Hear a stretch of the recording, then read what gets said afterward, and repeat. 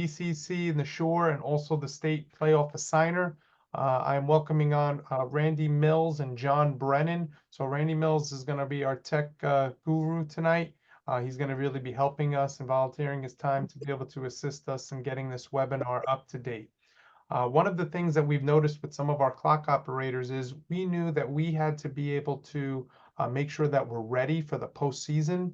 We've seen some issues, and we wanted to be able to kind of do a review of what some of the opportunities for growth can be with our clock operators for the upcoming season. As we progress into the last 2 weekends of the regular season, the games mean more and more. Playoff implications are on the line, and we wanted to be able to do a review of what the expectations are for our clock operators. So we're actually having John Brennan, who's an educator by trade and also a clock operator, is going to be reviewing some of the things that we expect to have done during the years, some how-tos, some recommendations from the pregame all the way through to the postgame, so that we can be prepared to have really great games coming up, so that nobody is discussing the clock operators. If nobody is talking about the clock operator, that means we had a really good game. So hopefully people are talking more about the kids than they are clock operators. And that's what we hope to do in this training. If this is something that I think we like and progress, we hopefully will try to be able to offer more of these in the future during the regular season. And we're happy to have opened this up to all 4 NJFOA chapters. That's just another sign of all 4 chapters working together from the South Shore, Central, and North chapters. Without further ado, I'm going to introduce John Brennan, who will be reviewing through this progression. John, you take it over from there. Thank you, Mark. Good evening, everyone. I'd like to welcome everyone to our clock operator training. I think, as Mark said, we're looking forward to the end of the regular season and getting into the playoffs. So if we just move the slide over to the next presentation, we'll talk a little about what we're trying to accomplish tonight. We didn't want to make this just a review of every single piece of the clock operator job and responsibility. We thought we would highlight some things that I guess Mark has been hearing and others have been hearing, kind of just to review some key things that I guess as we get into these last few games, we can all work on, and we could maybe carry forward, into next season. And then if we have some more of these next season, we can pick a few things each time.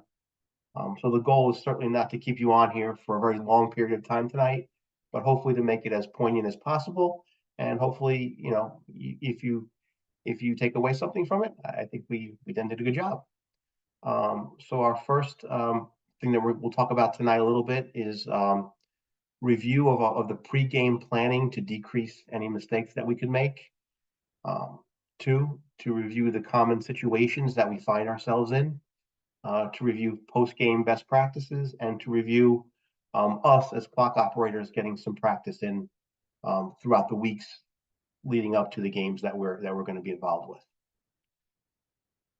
So the first, I think many of us would agree that coming prepared is probably the first thing that we need to do, and it's certainly one of the things that if we do this, a lot of the things that that might go wrong probably will be taken care of. Some of these, are just suggestions, some things that I picked up from some people who helped me over the years. And again, if it works for you, great. And I think we want to, as we get to when we get to the game, we want to set a professional tone, and basically become familiar with the clock. I think that a couple of key things before the game you have to come prepared with, and I know many of us have been doing it for a little bit now. But bring your cheat sheet. It's always a valuable asset.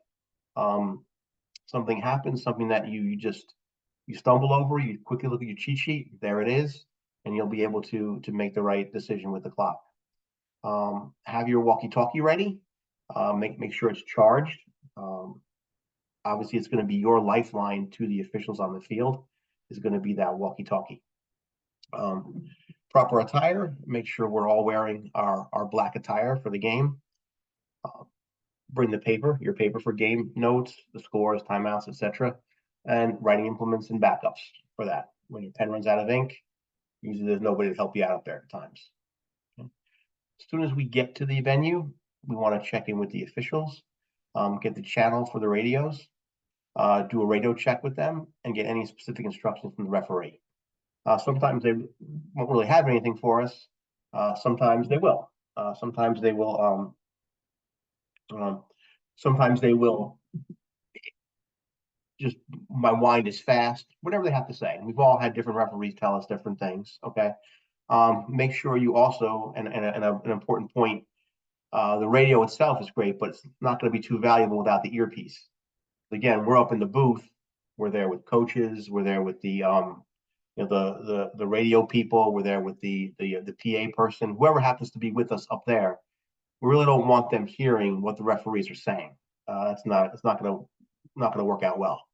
So again, have the earpiece so it's just you communicating with them, and any of their chatter back and forth doesn't get heard by anybody up there in the booth. The next major step is preparing the clock. Arrive there early, especially if it's a place you haven't been before. This is your opportunity to figure out how the clock works. Okay, and I think most of us probably on this call can agree that this can be the most challenging part of the job, as all the clocks seem to be different. You can go to 3 different places and have 3 different types of clocks. Once you have a grasp of the individual functions, then a suggestion that was given to me that I still use now is I play through a whole drive that I make up beginning from kickoff to the score.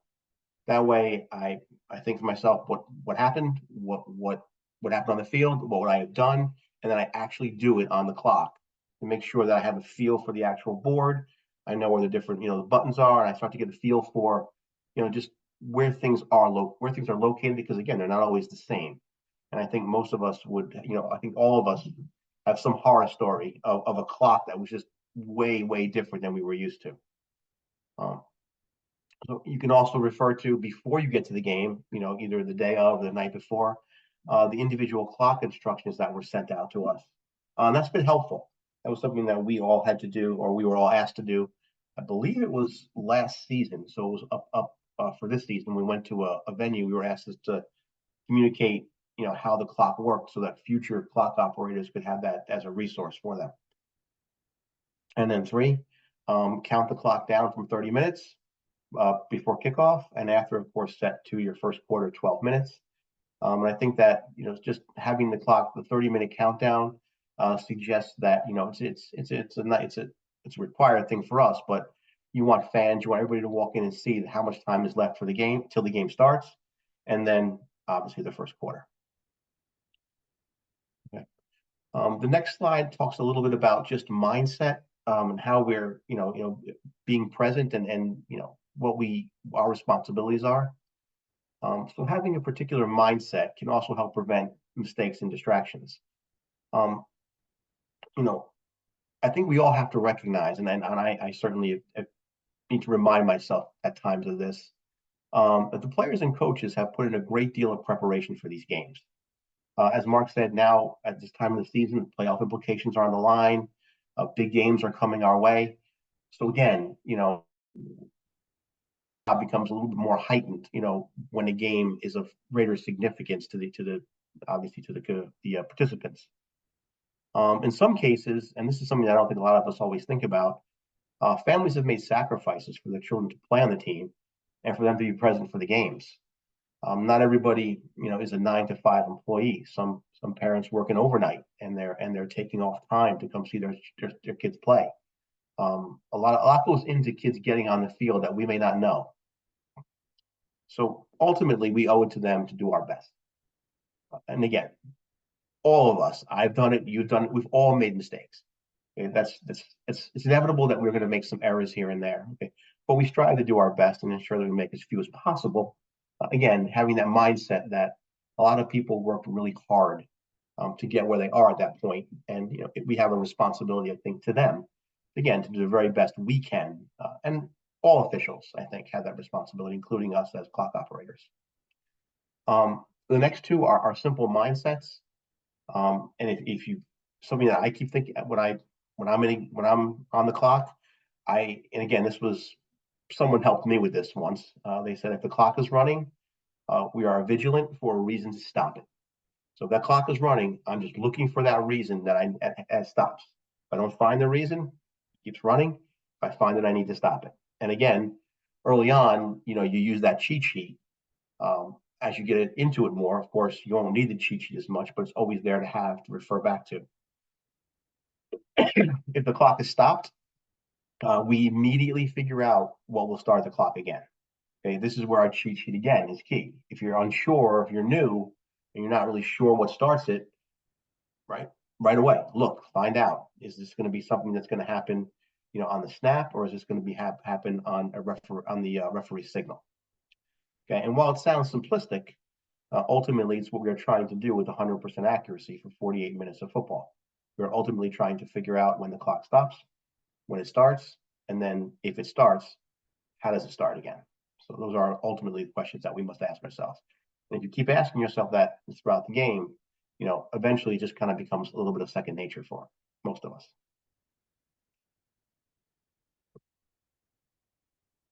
Can we get the next slide, please? Thanks. Okay.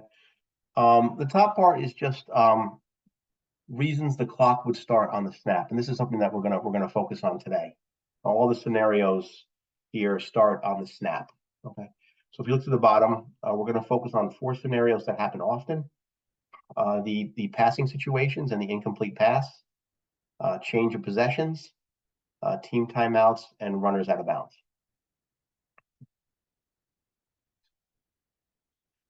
All right, so and we picked these deliberately because they happen in all games.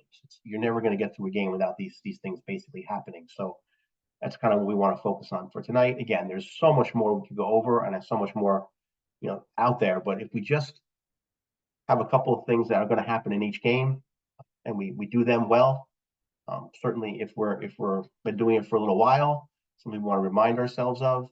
And obviously, if we're new to this, it's something that if we get these things right, we're well on our way to doing a great job with the clock.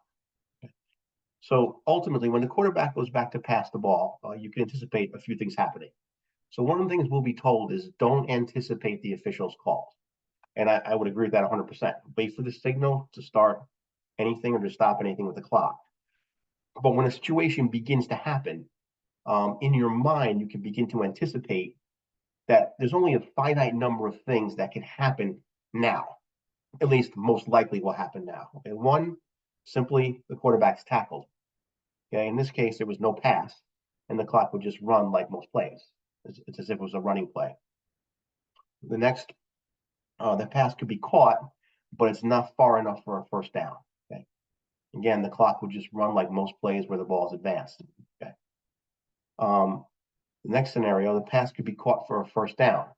Okay, in this case, the clock would stop, and you would begin on the referee's wind. And lastly, the pass could be incomplete, and the clock would start. I'm sorry, the clock would stop and start again on the snap. Okay, so if we're doing those simple things, once we see a quarterback go back to pass, or take the snap in the shotgun, we can begin to say, okay, there's a couple of things that are going to stop this, right, and a couple of things that won't. And as long as we start having that mindset and we kind of anticipate that the referee is going to make a call, again, we don't stop any clocks until we see the referee's signal to stop. But knowing it's probably coming, it helps us a lot. It gets us prepared to make the move on the clock. Runner out of bounds. The clock will always stop when the runner is out of bounds and the clock starts on the snap. Okay.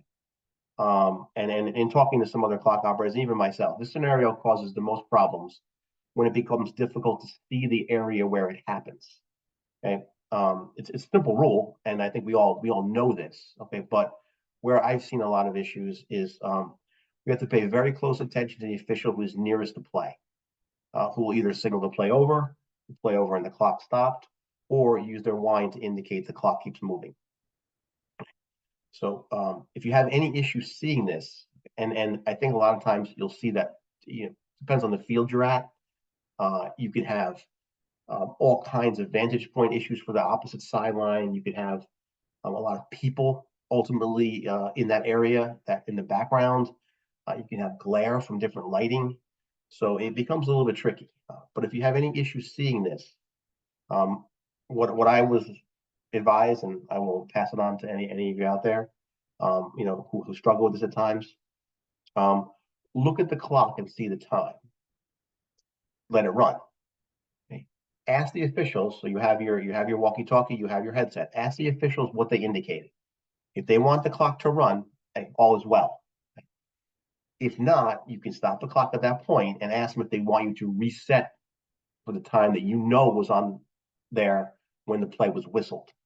So that way, in a sense, you can always take a clock back, but you can never predict how far a clock went ahead in situations. So that could be a little bit of a trick if anybody's out there struggling with that, or is at a field or a location where that's a struggle traditionally, and we have those. All right. Team timeouts. Okay, we know the clock starts on the snap after any team timeout. So this one is easy. We know that it's a simple rule. It's on our cheat sheets, and it's something that most of us early on know this one. A lot of the mistakes end up getting made when we lose focus and miss the beginning of the play. So, the team, and it's not a long time, but it's enough time, I think, for people's minds to wander. We look around, we maybe talk to somebody else in the booth, whatever happens, and then we miss the play. Okay, so rule of thumb, and I probably should have wrote it on the slide, that again was given to me, was during team timeouts, never take your eyes off the field. So rather than looking around or even if you're talking to somebody, your eyes are on the field. Don't take out your cell phone at that time. Just keep your eyes always on the field, so that you're ready. When you see the teams come out, it's on the snap, and then from there, of course, it's easy. But again, it's more of a focus rather than an understanding of the rule. Okay. The next one is very similar, and our last one for the evening, the change of possessions. Okay. Change of possession, obviously change of possessions, as we know, happen in many different ways. Some examples, obviously the first play after a kickoff, after a punt, a fumble, a turn and run downs, what have you. If the possession has changed, okay, the clock starts on the snap. Okay. Similar to the team timeout, it's a time when there's a little bit of time in between when the play ends and when the next play is going to begin. And it's all about just the focus, keeping our eyes on the field and not being distracted by a conversation in the booth, whatever. And a lot of that happens around us. Obviously we have a lot of people sometimes in those booths with us, and it's easy to kind of get the noise takes us away from the field. But in these situations, if we just focus on the field, we won't miss when the snap happens. We know what we have to do.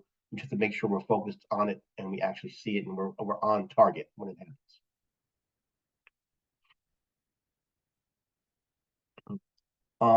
When in doubt, ask. Okay. And this was something that I honestly, it was my first ever game. I got sent to a game that thank God was a blowout, and went into pits, because I certainly made a number of mistakes on the clock. But one of the things that the officials told me, when I did my first ever game, they said, if you're in doubt, just ask us. You have communication with on the field. Like, we know you're a brand new clock operator. We know, it's your first game. But like, you can't be expected to know everything and do everything perfectly. They said, but that's what we're here for. Right. So better to ask and get it right than not to ask and get it wrong. Right. And most officials that I have found, at least, are there to help you.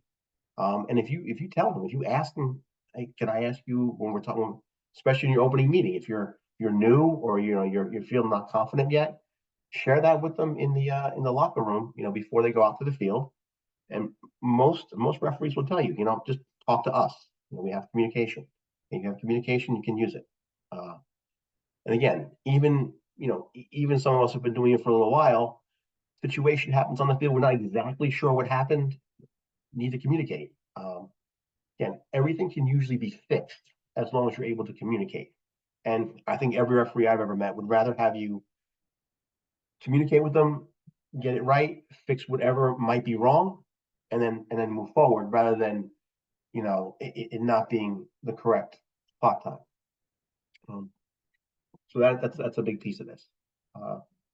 Our last slide for tonight. I did promise you we wouldn't be here that long. Is practicing. Okay? So to get better at something, any of us, we all need to practice. Okay? So here was a suggestion given to me that I did this my whole first year on the clock.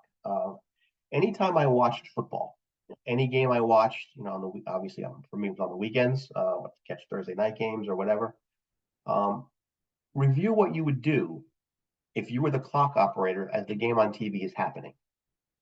If you even practice a single possession every quarter, so if you did 4 practice possessions in a game that you watched, one each quarter, you would go a long way to becoming familiar with all the scenarios that you're going to see, and then eventually, of course, they become second nature. So if you think about it, you watch 2 football games, on a weekend, in a sense, you practiced 8 drives just doing that. So if it's something that you want to practice, obviously it's football season and we have a great opportunity. There are games on TV all the time. So, okay, it's not our last slide. I skipped about that. After the game, this is the post game. After the game, it's good practice to stop in the officials' locker room and ask them for their feedback. If things went well, wish them a safe trip home. Compliment them on their game as well. They worked hard to call a good game that night. If things didn't go well, this is their time to give you the pointers that you need to get better. Rather than taking it as a negative and saying, I'm going to skip out of here, they're not going to be happy with me. You go down there and say, hey, could you give me any pointers? And most of the time, they'll be happy to tell you, where you could get better. And then, obviously you put that in your mind and you carry it over to games after. And lastly, respect their boundaries. If they don't seem like they want to talk after the game, be brief and say goodnight. Sometimes officials have bad games. Sometimes referees are not happy with their crews.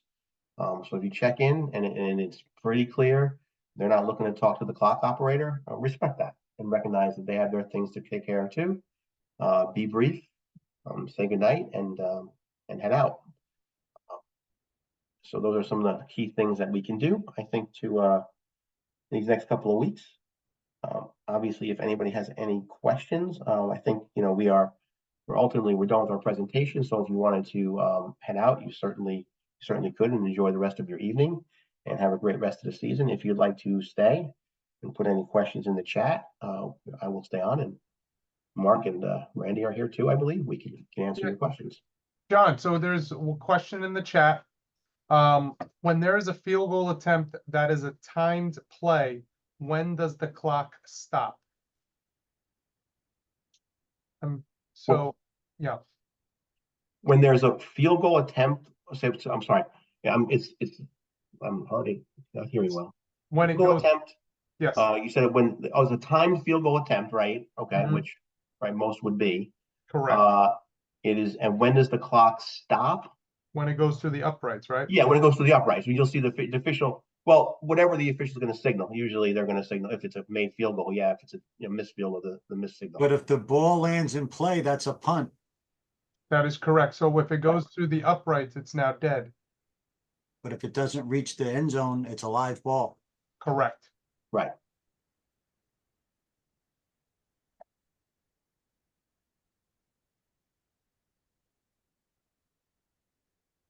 Okay. Proper attire is the same as the chain gang.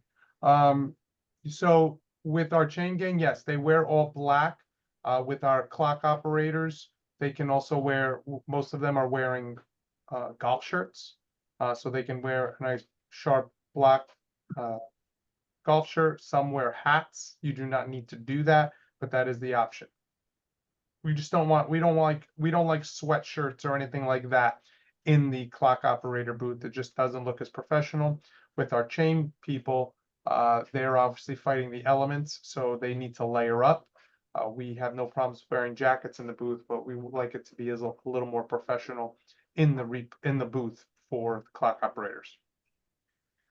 You mentioned a 30-minute pregame clock. Do I put the 3-minute warm-up after the 30 minutes have expired? John? The 3 minutes are for halftime. Thank you. Yes. So yeah, so the 3 minutes at halftime, 30 minutes before the game. Yes.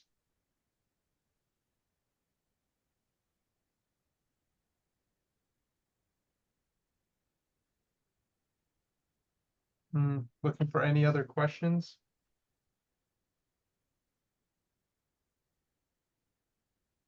Do you want to go over when the clock starts or stops on free kicks? We can actually starts and stops on free kicks. Yeah, so when we talk about free kicks, so when we talk about kickoffs, okay, so John, do you want to talk a little bit about when we start the clock on a kickoff? Oh, like a kickoff, sure. So the clock operator, you're obviously watching the kick itself. But assuming it's a regular kickoff, they're going to kick down the field. You'll look at the ref or the official nearest and multiple ones may do it, but the official nearest where the ball is will wind. Okay, and that's when you'll start. When they whistle the play dead, that's your stop. And now it's a change of possession, so we go into starting on the snap. Correct. Assuming nothing weird happened there. Assuming that's just a typical situation. Yeah. Yep. We have another question. I thought the 3 minutes was when the teams come out after halftime. Yes, we do have a 3-minute warm up at halftime.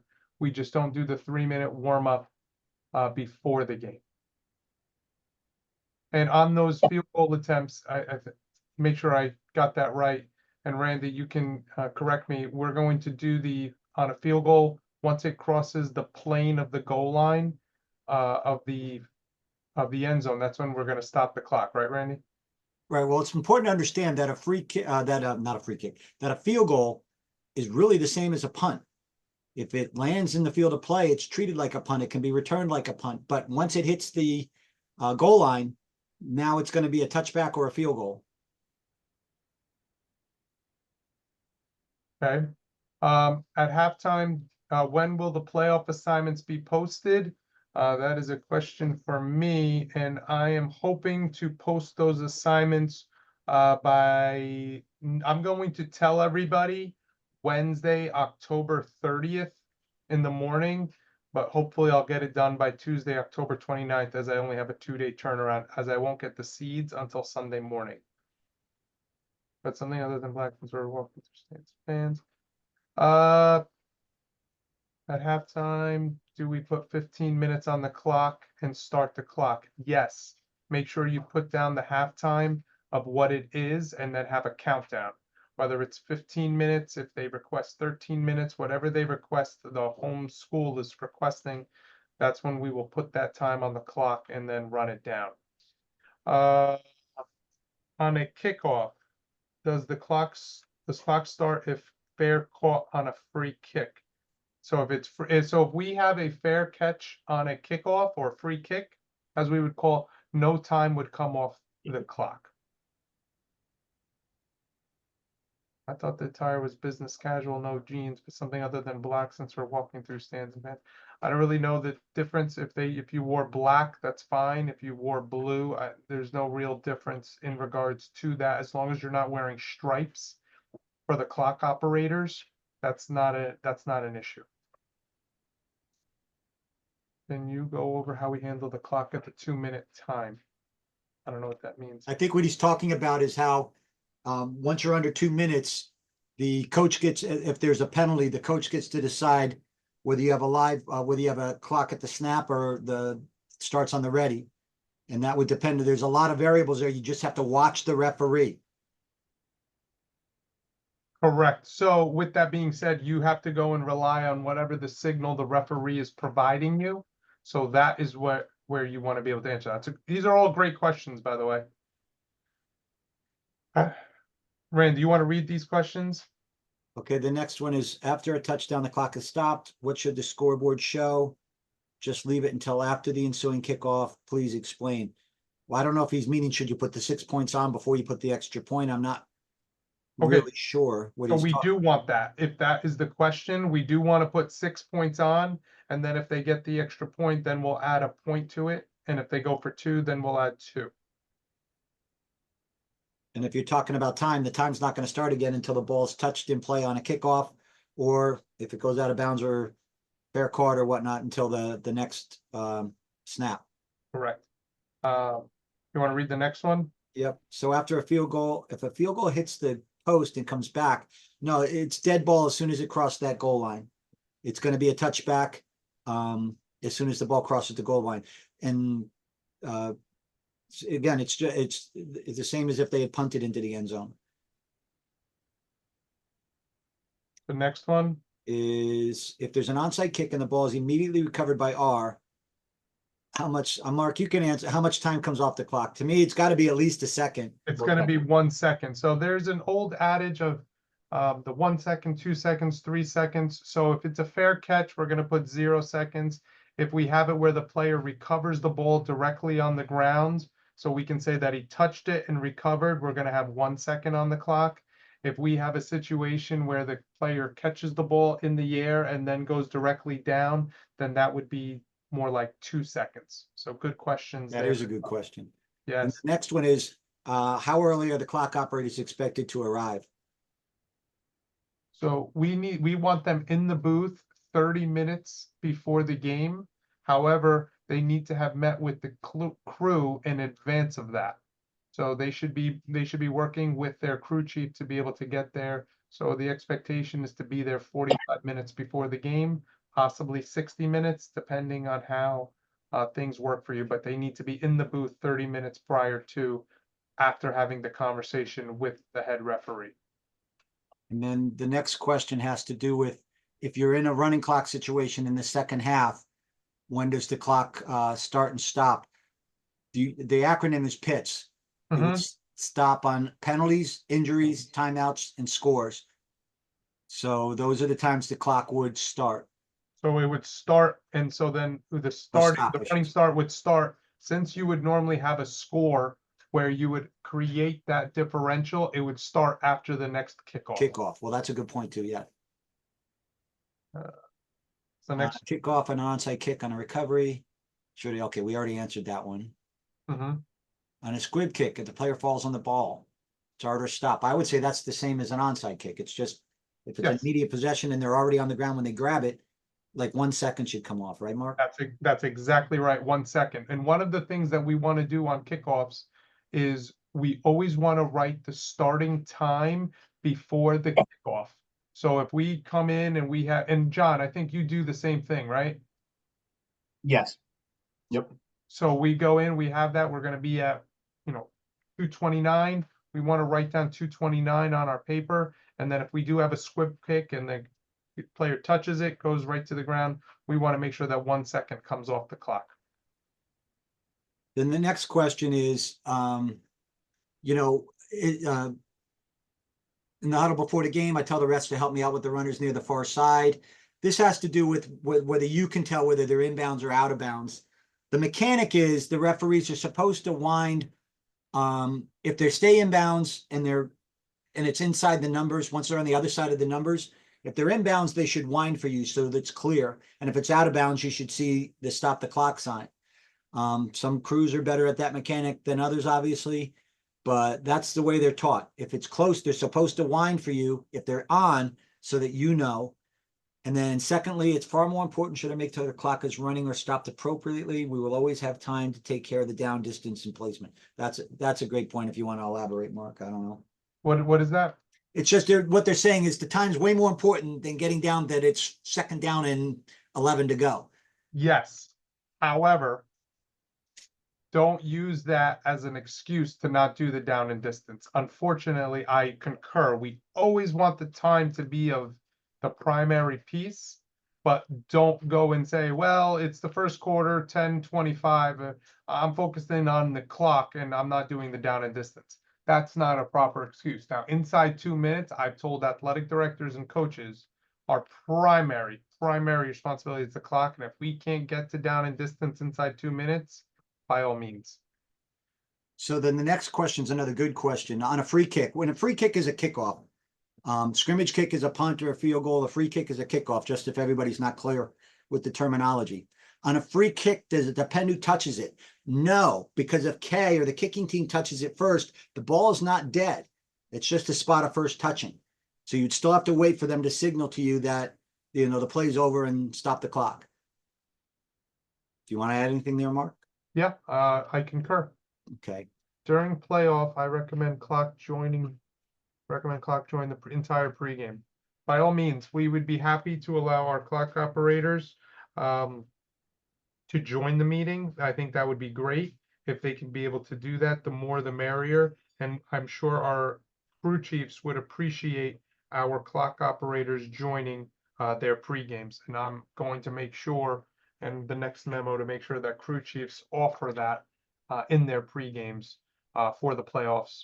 And going forward, they should always invite the clock operator to that. I'm put a And little. they should include you on a lot of the pregame information too, like I when they're communicating with their crews. The expectation is crew chiefs are already doing that, but I will find out about that and I will email those crew chiefs to make sure they're inviting the ECO to their And pregame. then when it comes to the next question is for Pitts, penalties, injuries, timeouts, and scores. When does it restart? And that depends on the situation. If it's an injury timeout, the clock would have been running, you're going to have to watch the referee. It's just like normal football in that situation. When does the mercy rule stop clock? Did we answer this?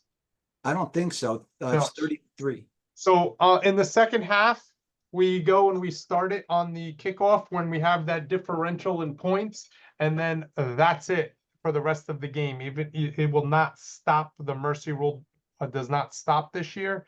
It continues even if the point differential drops below 24. We got rid of that this year for the 2024 season. So the mercy rule does not stop, and it will continue for the entire second half. Let's see. So you want to hit that 10th of a second on the clock, John? When you get rid of what be in your pregame, is that what something you work on to get rid of the 10th of a second on the clock? Generally, yes. If the clock, yeah. I mean, a lot of them don't have it, but Okay. Understand the down and distance. It's our responsibility. How about the ball is on? That is essential. Okay, that's not really a question. Okay, down and distance needs to be secondary when there's a hurry up offense. Absolutely. I think that's it. Do you see anything else there, Mark? I don't. John, do you see anything in these? no, I don't see anything else. Communicate, communicate, communicate. Know your referee's first name. So if you're calling down to the field, you can say, John, what am I doing here? So you don't get 6 answers from 6 guys on the field. Okay. John, anything else you want to add? No, I just wish everybody a great rest of the season. Perfect. All right. Well, best of luck to everybody. Hopefully people got something out of this. I want to thank John. I want to thank Randy for providing us this. This is something maybe we're going to try to continue going forward. So this is a good opportunity to try to be able to just get our clock operators all on board. I know some of our crew chiefs have signed on as well, and this could be a really great opportunity to just make sure that we're getting better with our clock operation throughout the football season. So Mark, we're going to put this on the YouTube channel if guys want a refresher or if people missed it. yes, you'll send the link out for this. Yeah.